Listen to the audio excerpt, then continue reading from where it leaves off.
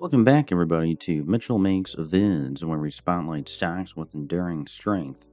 I'm Mitchell, and today we're covering PepsiCo, ticker PEP, the global leader in beverages and convenient foods, with iconic brands like Pepsi, Lay's, Gatorade, Doritos, and Quaker, powering a diversified portfolio across more than 200 countries. In 2025, PepsiCo has maintained resilience in economic shifts, emphasizing operational efficiency and shareholder value. Key highlight: the company recently declared a quarterly dividend of $1.42 per share, marking a solid 5% increase from the prior year, extending its impressive track record of annual raises. Shares are currently trading around $152, delivering an attractive forward yield over 3.7%, making it a standout for income focused investors.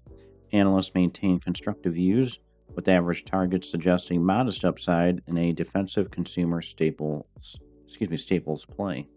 With robust cash flow and brand power, PEP remains a core holding candidate. Dividend King worth adding? Share your outlook below. Like for more stable stock insights, subscribe and hit the bell. Thanks for watching. See you next time on Mitchell Makes Vids.